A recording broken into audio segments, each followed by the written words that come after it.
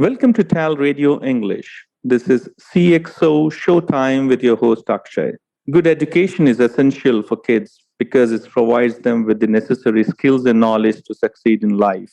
A good education can help children develop their critical thinking and problem solving skills, increase their confidence and self esteem, and prepare them for a successful future. One such organization is 10,000 Degrees, which is working to achieve educational equality to support students from low income group. We have with us Caroline Silverstein, Chief Development Officer at 10,000 Degrees. She's joined the development team at 10,000 Degrees in 2014 as a very critical time in the organization. After decades of serving students from low income backgrounds in Marin County, 10,000 Degrees was embarking on a new 5 year strategic plan to grow their college success model to serve thousands of more Bay Area students. In 2018, Caroline joined the organization's senior leadership team and also built out regional advisory boards to increase visibility and support for their growing organization.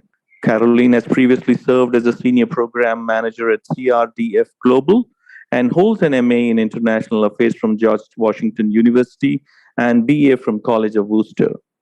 Caroline, welcome to the show. We are pleased to have you with us. And I'm so pleased to be here. Thank you. Let's talk about the beginning of 10,000 Degrees. When was it started and how? Well, 10,000 Degrees actually has a long history. We were formed in 1981. When the organization started, it was called the Marin Education Fund. And it was started by a group of community leaders in Marin County who believed in the power of higher education and wanted to start a scholarship organization to help students, reach college. And that was sort of the inspiration behind the organization. I would say in 1999, our current president and CEO, Kim Mazuka, joined the organization as the president. And she really looked at who 10,000 Degrees was serving at the time and said, you know what, we can do more. We can do more to be meeting the students with the most financial need. And so she really, along with the board of directors at the time, implemented some changes in how we were doing our outreach to students in our program model so that we were really starting to reach students with the most financial need. And that was a really critical time in the organization's change. And then, close to 2010, the organization changed its name to its current name, 10,000 Degrees. Right. And it's a very interesting and very curious name. What's the thought process of coming out with this name, 10,000 Degrees? I think the board of directors at the time, they wanted something that, first of all, was beyond Marin because they knew that the organization was growing, that they had a successful program model, and that they wanted to grow the organization to serve students outside of Marin. So they felt it was really important to drop Marin from the organization's name. And 10,000 Degrees felt aspirational. I've heard it's also the temperature of the sun. So it's something that is, I think, sort of like, if you think about students soaring, if you think also aspirational as in reaching that many students. Right. That's a very thought-provoking name of any organization that we could actually think about. It was very intriguing for me to also try and understand what it can be, right? I was contemplating, is it because of the altitude? Was that the thought? I mean, that's the kind of a higher eagle-like visibility that you would want to have, right? I mean, exactly. Right. There you go. And then, but, it's a great thing that you got this actually happening out there for the students. What is the actual mission and vision that is driving the organization? So, our mission is really grounded in achieving educational equity. And we do that through supporting students from low-income backgrounds to and through college so that they can realize really their full potential and go on to positively impact their communities and the world. And that's what our students and alumni are doing every single day. So it's a mission really, means a lot for our communities and our society, and something that, we all believe really at 10,000 Degrees. I think our staff and leadership really believe very strongly in. And do you align with the objectives of UN Global Sustainable Goals for diversity, equity, and inclusion? And how are you committed to it? Yeah, we do. I mean, I think that when you think about diversity, equity, and inclusion, it's so connected to 10,000 Degrees mission. But even when, that is our mission, it doesn't mean that we don't internally continue to kind of strive to uphold that. It's something we're continuously working on. And even in the last few years, doing a lot of work internally on just acknowledging where we might have had policies or programs in place that were leading to inequities, acknowledging it and looking at how to dismantle them and put better policies in place. For example, I just think internally we've done a lot of work around on our hiring practices and making sure that we really have a leadership pipeline within the organization. And 10,000 Degrees, our program model is to hire for our fellow positions, which are student-facing positions. We hire, alumni of our programs or individuals that have very similar backgrounds to the students that we serve. And so we have so many alumni that work for 10,000 Degrees. And what's been really exciting over the last few years is just to see some of these former fellows now in leadership positions all across the organization, in our finance, in HR, on my development team, in our scholarships team. And we have many alumni that are now directors in the organization. And that's been, I think, just a really important development in really kind of putting better policies in place to make sure that we've got that kind of leadership pipeline and opportunities for growth within the organization.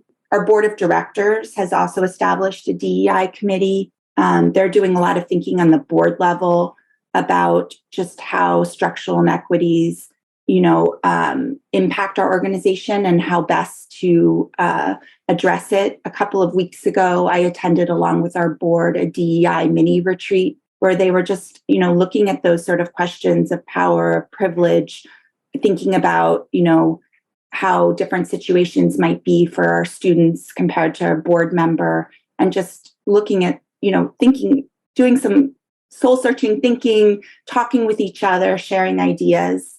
And that was really great to see at the board level. We also have a DEI committee of staff across the organization made up from both senior leadership throughout the organization to our fellows that are reviewing responses from staff from our culture survey, and then making recommendations on how we can, improve or take any look at any policies. Right. And Caroline, as you understand, right, student life varies from different stages. Kids get into the pre-primary, middle school, and then on to the high school and all. At what stage of life of a student you get typically involved with in identifying certain students and helping them out? Where do you actually start beginning to get involved?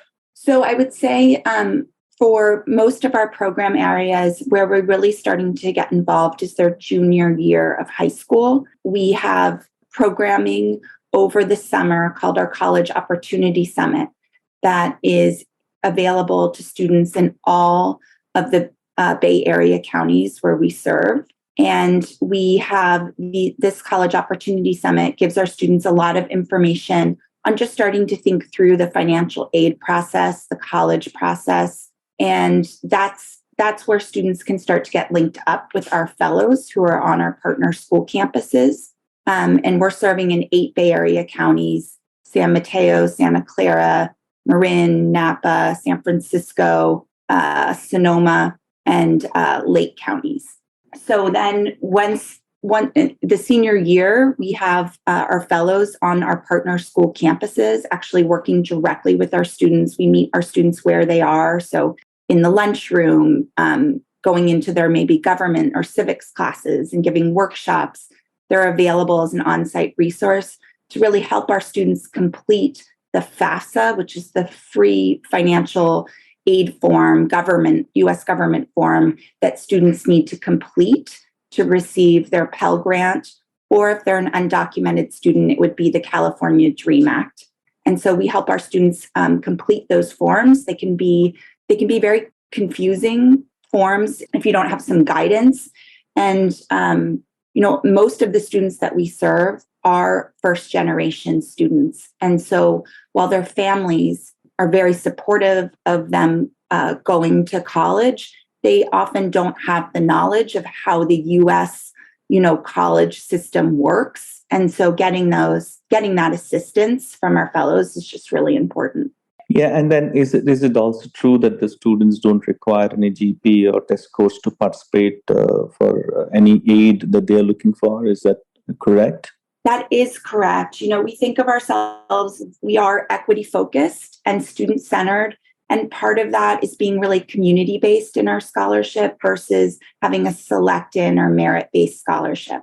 So there's no GPA requirement to apply or to receive our scholarship. And once a student is in college, we do have, a GPA in the sense that they need to be in good academic standing and they need to be taking a certain number of credits. So once they're receiving our scholarship, but to actually access our scholarship, a lot of times students from low-income backgrounds have not had the same access to other external resources. They are often working while they're going to school. And so it's really important to not put that barrier of a GPA in really helping them access, college and their full potential.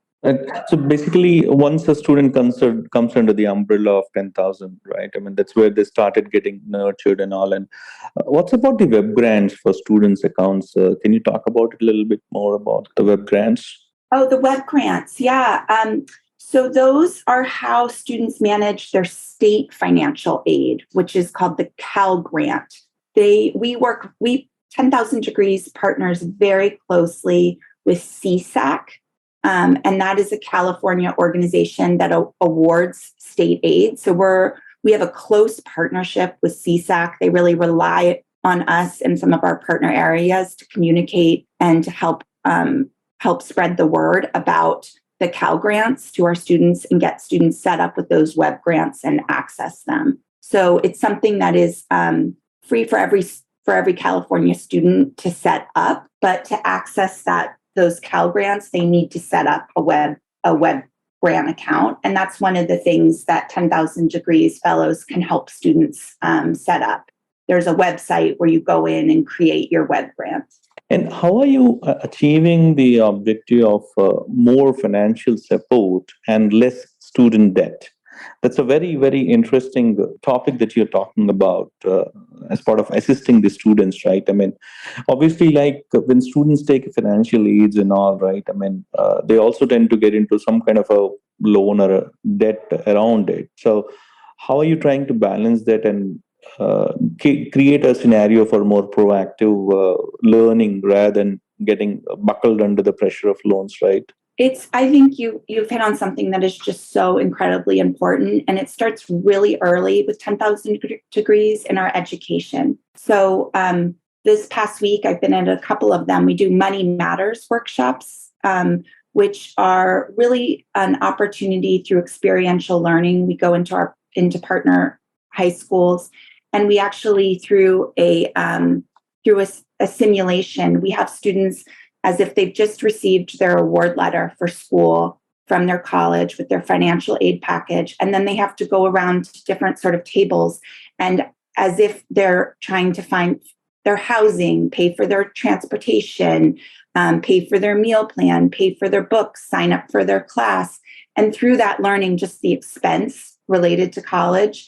And then we kind of go through what grants are versus loans are, and really try to explain to the students that, loans are to be avoided when possible, because, explaining how those have to be paid back, and that they're with a lot of our students, helping them learn how to self-advocate for themselves, talking to the financial aid offices, making sure that our students complete the FAFSA, that they have their web grant account, that they're accessing the free financial aid at the state level, that they're applying for the 10,000 Degrees Scholarship, that they may be applying for other external scholarships, to really minimize the amount of loan debt that our students are incurring. And it is one of our real success points, in that our students on average are taking out $1,000 of student, or incurring $1,000 of debt, of education related debt each year. And the national average is 18,000. And when you just think about what that means for, somebody graduating from college and, not having that huge amount of debt, it can really change, the choices and opportunities that you have post-college. And it's a unique model that 10,000 Degrees believe in. Basically all centered around the potential of all the students that you have got. And also seen that there is a lot of, you did talk about it earlier on in our conversation about the fellowship programs. You're trying to bringing interested participant into the program and try to work through on that front. What it takes to build such a model, and what kind of challenges do you generally come across when you're trying to execute the model in terms of a successful roadmap? I think, we have 10,000 Degrees has grown quite a bit in the last few years. We've expanded to many new areas. We've launched our programming in the San Jose area and Eastside Union High School District. We have grown to 7 partner high schools in San Francisco. We now are serving over 3,000 students every year. We have 3,000 students that are enrolled in college, receiving the 10,000 Degrees Scholarship and receiving support from our fellows. And through our high school programming, we are reaching 12,000 students annually. So it's a lot of students that we're impacting in a positive way. And to really be able to have grown our programs like that, it has taken just a lot of generous supporters. We received support from individuals, from corporate partners, and from our foundations. And then we've had to be really thoughtful in how we grow. One of the things that our chief strategy officer, who really holds our relationships with our schools, is really building, before we start in a new program area, is really understanding the demographics and the needs of that school system, getting to know the school leaders, making sure that they understand 10,000 Degrees and our goals for our students, so that we can really work together.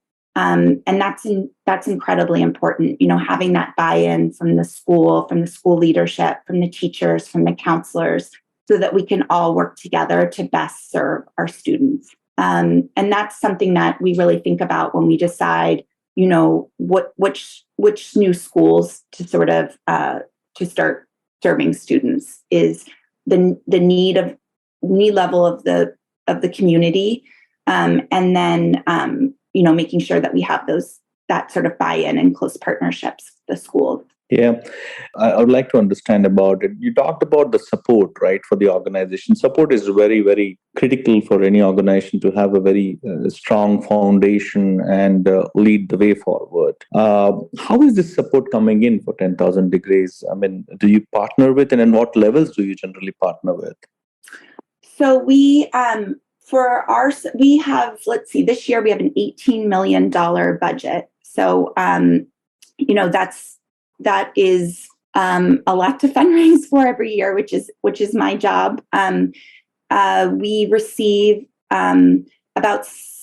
it's close to now, I would say 60% of our funding comes from institutions.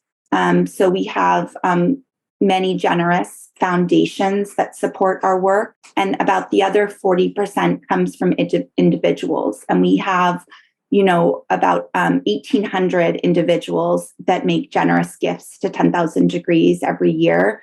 And so part of our challenge is just continuing to raise the visibility of 10,000 Degrees in our new communities, to make sure that people are aware of the impact that we're making, of the students that we're serving, that they understand, why it's important to to make sure that we are working towards educational equity, that we're supporting students from low-income backgrounds.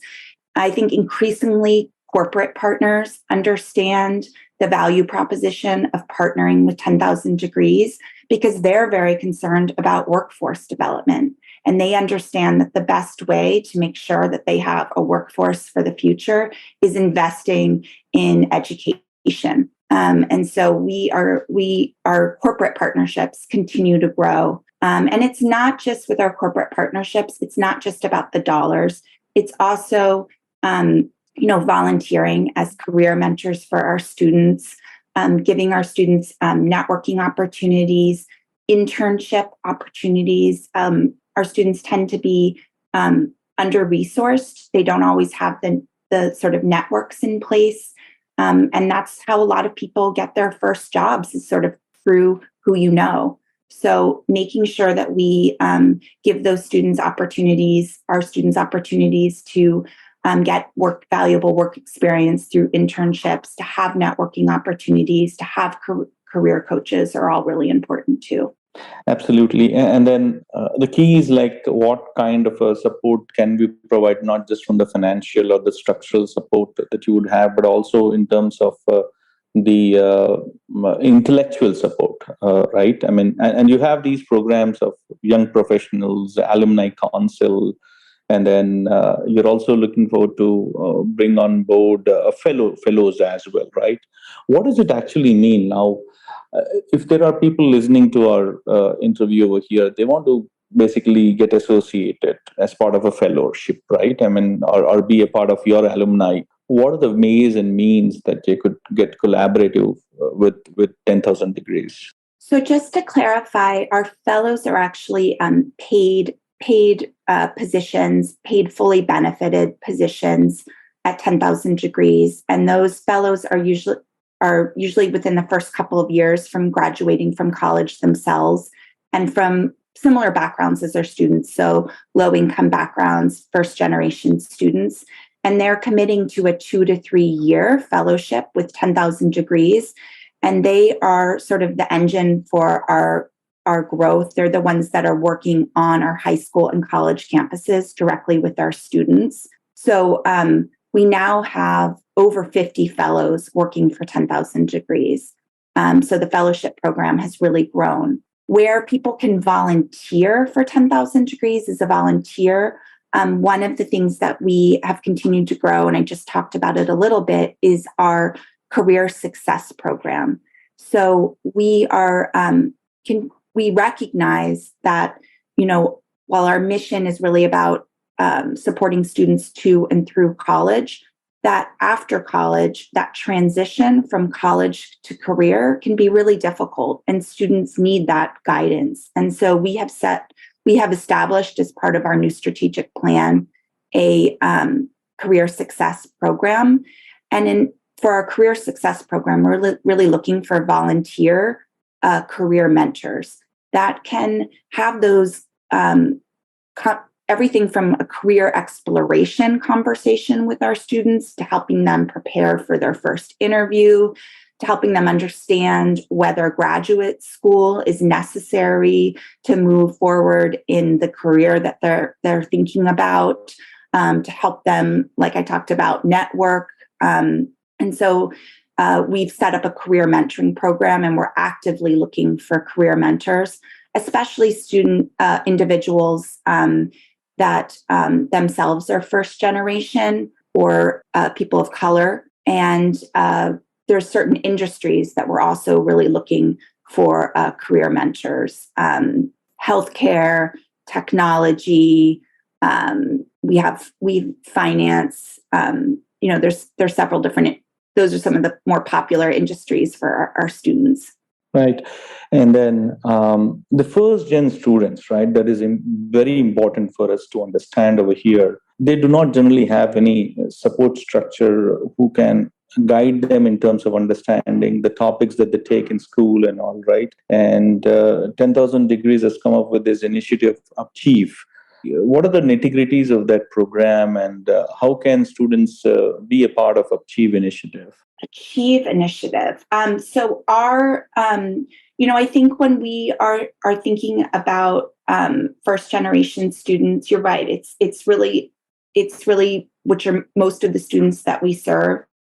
It's giving them the information and the resources, and we do a lot of workshops to also reach parents because first generation parents they also want to be able to support their students, and they often just don't have the knowledge and the experience. And so we do a lot of workshops, especially in the fall, to help parents understand financial aid. So evening time workshops in other languages. We have staff that are bilingual to really help reach our students. We also have a lot of video information and videos that we have a huge amount of virtual curriculum so that students that can't get to one of our workshops because of school or family or work commitments can access those materials online or get a tutorial that has been previously recorded. So that's, I think, really important is the fact that we've got all of that virtual curriculum as well. And it's accessible anytime. I believe it's a part of the virtual toolkits that is provided to the students. Yes, it's all a part of our virtual toolkits. And that's something that, our virtual curriculum really took off during the pandemic. When back 3 long years ago, we had to pivot really quickly to reach our students. And one of the ways when we weren't able to be on high school campuses and working with our students directly, our program teams pivoted, and it was really clear that they needed that virtual curriculum. And so we started developing that. But as we came out of the pandemic, we realized that for some students, they're just not going to be able to access that in person. And it's important to continue to have that virtual curriculum. It can also be kind of when you're hearing information for the first time at a workshop, it's a lot of information. It can be overwhelming. So having those toolkits available afterwards to kind of review, to be able to make sure you've got everything that you need to kind of move forward in the financial aid and college process is really important. The one other thing I was going to mention as part of our virtual curriculum is that we do train the trainer workshops, which are 6 workshops that we do over the course of the year for educators and counselors. And in that, we've really developed some best practices in how to support students, how to support undocumented students, for example. But just these train the trainer workshops are where we can connect with educators and counselors. They're free for educators and counselors that work with students to sign up for. And then they can learn from our fellows and program managers about financial aid and how best to support students with accessing, free financial aid and applying for college. When we talk about the aids and all, right, what kind of scholarships are available or offered to the students, and how can they benefit them professionally? The scholarship piece is incredibly important. First 10,000 Degrees has its own scholarship. Last year, we gave out over $6 million in scholarships to 3,000 students, college students. This year, we just closed our scholarship for new students, and we received 5,000 applications so far from both new students and renewal students.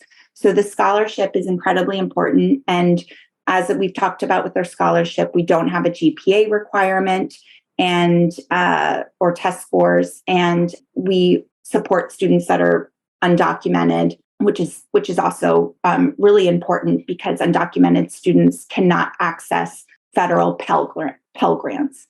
So we have the 10,000 Degrees scholarship, but beyond that, 10,000 Degrees partners with many organizations to administer their scholarship. And we call these donor advised scholarships.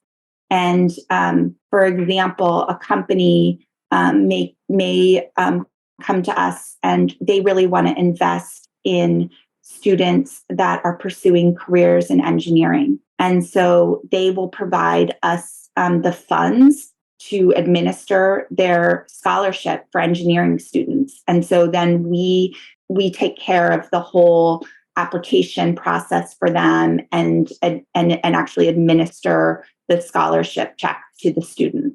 So we have many donor advised scholarships across many different sectors, from engineering to helping to law students, to the arts, to medicine, a lot of different donor advised scholarships. And all of that can be found on our website. Great. And from a futuristic plan or vision standpoint, right, is 10,000 Degrees looking to go beyond the Bay Area counties, or you want to focus on the current challenges within Bay Area? I think we're looking at both. I mean, one thing that, we are embarked on a new strategic plan in 2021 that was really about continuing to scale to serve more students. So with right now, we've talked about the fact that we have 3,000 students in college. By 2026, we want to be supporting 5,000 students annually in college. So we're in the middle of that growth plan to scale. And part of that is to really deepen our support in our existing program areas in the Bay Area. But then in addition to that, to look at one new market. So our board of directors, we have not made the decision where that new market is, whether or not it's going to be a new Bay Area market or it's going to be outside of the Bay Area. But that's something that our board of directors is definitely, considering, is whether or not to move beyond the Bay. One thing that can be, from a development point of view, is that some national foundations are really looking for organizations that have a larger footprint. So that is one thing that we are considering, but it's not the only thing. Okay, and you also do a lot of summits and all the events, right? Targeting the college students or the high school students and all. How often do you conduct these summits? So the College Readiness Opportunity Summit is in the summer. That is we are going to offer the summit in each of our program regions. So there'll be, several of the summits. We'll have one in Napa, we'll have one in Sonoma, we'll have one in Marin, we'll have one in the South Bay. And those are one-day intensive summits. As far as how often we're supporting students, our fellows are at high school campuses all school year long, usually 4 days a week, Monday through Thursday, working with students. And then what I haven't talked about yet is that, we support our students to and through college. So we also have fellows on our community college campuses. About 40% of 10,000 Degrees students after high school enroll in community college. And that is the next step in their sort of pathway. And then we're really trying to support our students in continuing to access financial aid, make sure they're getting enrolled for the right classes at community college, and then really work with them to transfer to 4-year. And 10,000 Degrees students are 3 times more likely than the national average to actually transfer from community college to 4-year. So we're really proud of that transfer rate and continuing and working to improve it. And then once students are at 4-year, they're receiving kind of remote support from our fellows. We have an entire team of fellows that are dedicated to our 4-year students. And they're working with our 4-year students, again, on and connecting them to any sort of extra resources they need on campus, making sure that they're each year reapplying for their financial aid, helping them access, as they get further along in their 4-year, our career success team. So fellows are just really critical to reaching our students. Yeah, absolutely. I think they are the backbone of the whole program. They are very vital at all levels, right? Even at the school level, high school level, college level. And not just getting them involved in the beginning, but actually trying to get them through the college. The whole program, they have to be there with the students and try to make them more successful. And the statistics that you shared are very, very impressive and very motivating to understand it. Well, one last question, Caroline. how can the people join the movement of 10,000 degrees? Well, I definitely appreciate that question, especially in my position. And there's so many ways that you can join. So to see all of the different ways, you can go to 10,000degrees.org, and in our drop-down menu, choose Join the Movement. And that'll give you links to financially support the organization as to become a donor and be a part of our one amazing community of supporters. And we would deeply appreciate any financial support of any amount.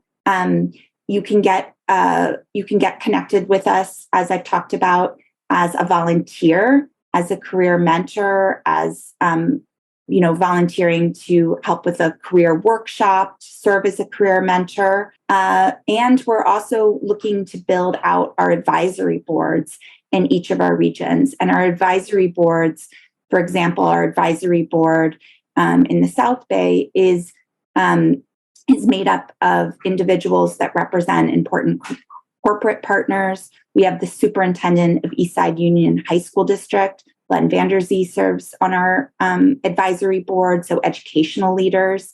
We have, and just community connectors, because one of the challenges is really continuing to kind of raise the visibility of the organization so that more people are aware and can kind of support our work. And the advisory board members really help us in raising visibility and connecting us to new resources for our students, as well as being kind of, the challenges and landscape in the Bay Area can really be different depending on where we are. So the needs in Sonoma may be very different than the needs in San Jose, for example. And so those regional advisory boards can really give us that regional context that we need to best be meeting our students and to be growing to support them. Thank you very much, Caroline. Pleasure to have you over here. It was great having a conversation with you. I'm going to take a very important point today, which is the first generation students.